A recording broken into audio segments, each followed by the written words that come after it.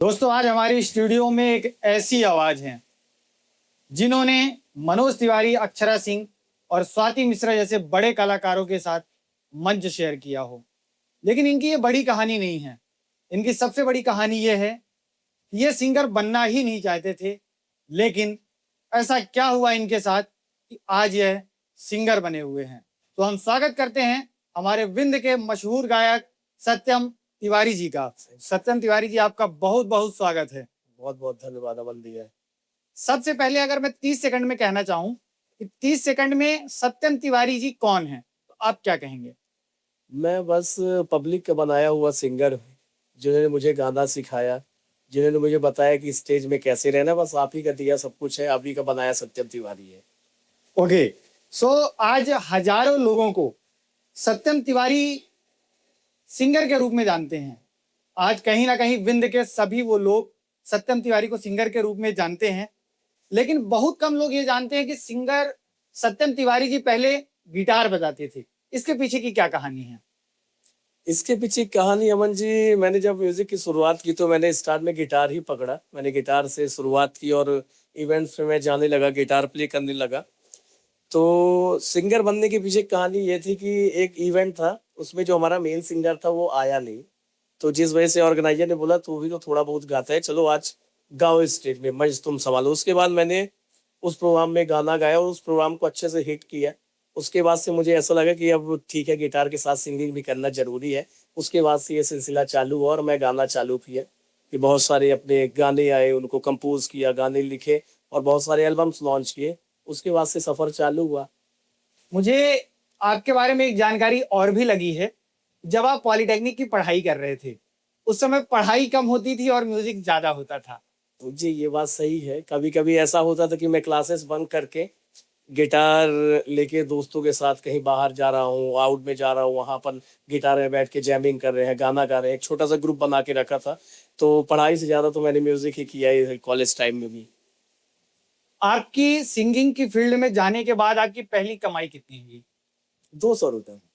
लेकिन मुझे तो जानकारी है कि आपकी बात 300 रुपए में हुई थी। क्या ये जी बात सच है? हाँ, बात 300 में और थी, पर उस मिला। और उस 200 रुपए जो आपको 300 में बात तय हुई थी, और वो उसमें 200 रुपए आपको जो मिले, जी उसमें से उस 200 रुपए को लेने के लिए आपको लगभग 4 से 5 बार जाना पड़ा। हाँ, इसके पीछे का क्या ये कहानी थी? बस उसके पीछे यही कहानी थी कि जिस ऑर्गेनाइजर ने बुक किया था मुझे, तो वो कभी आजकल आजकल करते थे और बुला लेते थे। उसके बाद बोलते थे कि मैं कहीं और आ गया हूँ।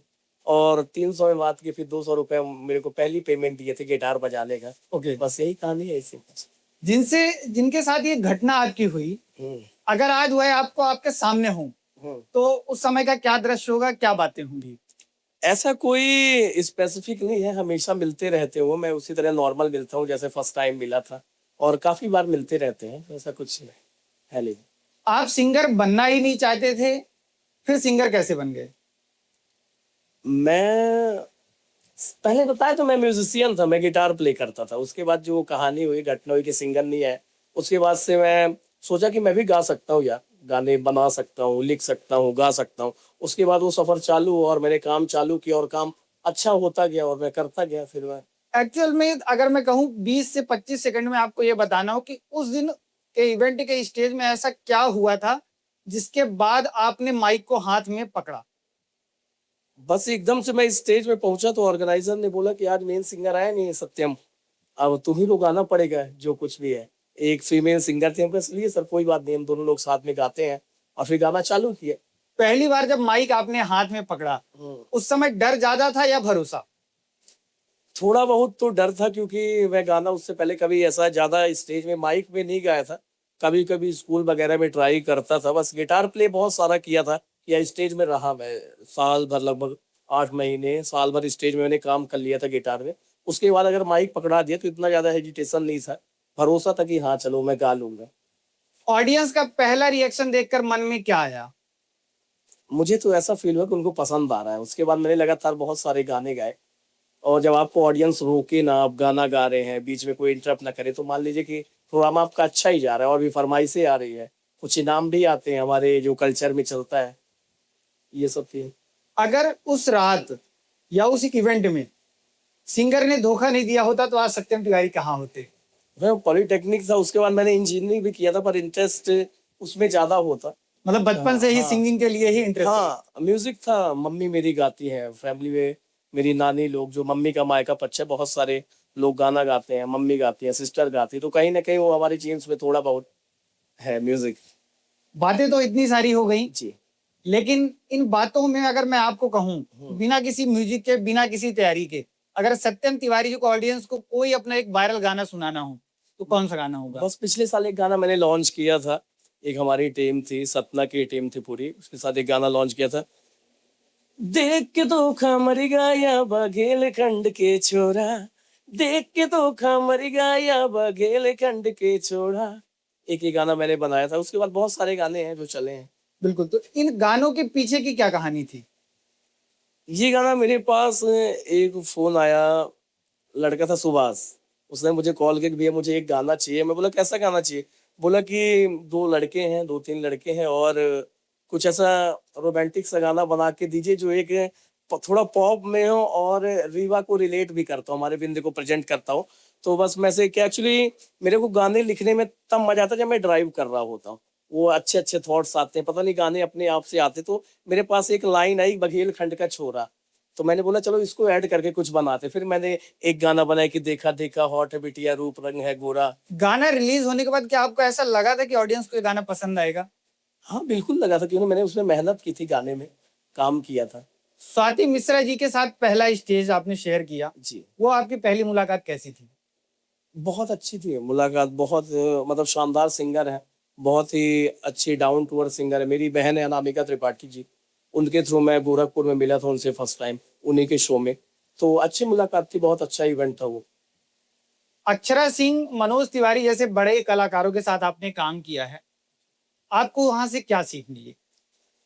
सर सबसे पहली बात तो वो आर्टिस्ट बहुत ही मेहनती हैं और बहुत प्रोफेशनल, सो अपने काम को लेके इतने मैच्योर होते हैं कि उसमें कोई लापरवाही नहीं करते। उनका एकदम पूरा फिक्स सा शेड्यूल होता है कि हमको किस टाइम में क्या करना है, उनको कितने गाने गाने हैं, कितने मिनट तक गाने हैं, उनका पूरा टाइमिंग फिक्स होता है। तो सबसे पहले तो ये है कि अपने काम को लेके वो बहुत ही मैच्योर होते हैं।